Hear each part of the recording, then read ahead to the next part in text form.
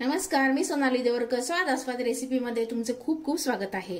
संक्रांत आहे तर तिळाचे लाडू तर झालेच पाहिजे.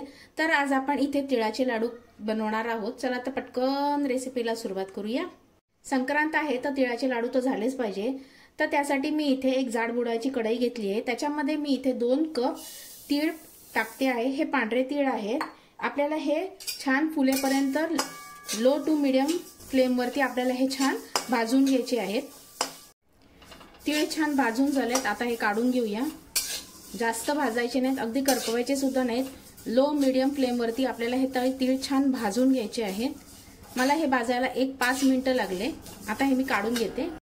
याच कढईमध्ये 2 चमचे मी तूप गरम करत ठेवले. याच्यामध्ये 2 कप गूळ टाकायचा आहे. म्हणजे पाव किलो गूळ आहे. पाव किलो तीळ त्यालाच पाव किलो गूळ घेतलाय. हा चिकीचा गूळ आहे, तुम्ही साधा गूळ सुद्धा वापरू शकता. आता आपल्याला याचा पाक तयार करायचा आहे. गूळ छान पातळ झालाय. आता याच्यामध्ये मी 1 मोठा चमचा साखर टाकते, 1 टेबलस्पून.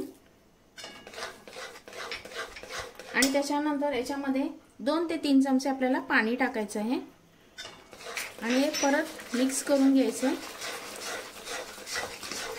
आता यातील थोडासा पाक आपण पाण्यामध्ये टाकून बघूया. गॅसची फ्लेम मी लोच ठेवली आहे. जेली सारखा होतोय म्हणजे आपला पाक अजून तयार झालेला नाहीये. जर याची गोळी तयार झाली तर समजायचं आपला पाक तयार झाला आहे. अजूनही हा जेली सारखाच आहे. त्यामुळे आणखीन 1 मिनिटभर आपल्याला हा छान परतून घ्यायचा आहे. पाक तयार होते तोपर्यंत आपण तिळामध्ये पाव कप सुकं खोबरं, त्याच्यानंतर पाव कप डाळ्या आणि त्याच्यानंतर पाव कप दाण्याचा कूट टाकला आहे. मिक्स करून घेऊया आता हे आपण.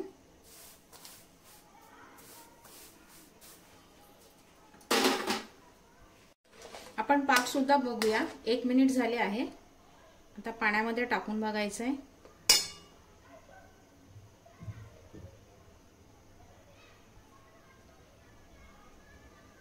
छान असा गोळा तयार होतोय म्हणजे आपला पाक तयार झालाय. पाक तयार झालाय. मी गॅस बंद केलाय. आता याच्यामध्ये 1 अर्धा चमचा वेलची पूड आणि पाव चमचा जायफळ टाकते.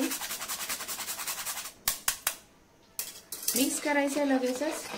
आता याच्यामध्ये हे सगळं मिश्रण टाकून घ्यायचे थोडं थोडं करून.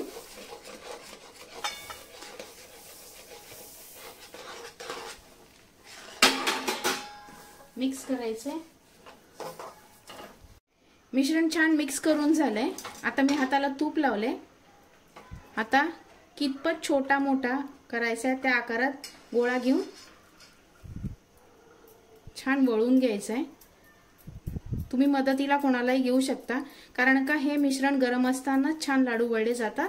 नंतर गुळाचा पाक कडक होतो त्यामुळे लाडू वळले जाणार नाहीत. त्यामुळे पटापट आपण हे छान वळून घ्यायचंय. तिळाचे सगळे लाडू बनून तयार आहेत. खूप चविष्ट लागतात, खायलाही खूप टेस्टी लागतात. तुम्ही घरी एकदा नक्की ट्राय करा. माझ्या मुलाला आणि माझ्या मिस्टरांना हे लाडू खूप आवडतात. हे महिनाभर टिकतात, पण आमच्याकडे महिनाभराच्या आधीच हे संपून जातात. तर तुम्ही हे घरी नक्की ट्राय करा आणि कसे झाले मला कमेंट बॉक्समध्ये नक्की सांगा. पुन्हा व्हिडिओ अशा छानशा रेसिपी बरोबर. तोपर्यंत धन्यवाद आणि सगळ्यांना मकर संक्रांतीच्या खूप खूप शुभेच्छा.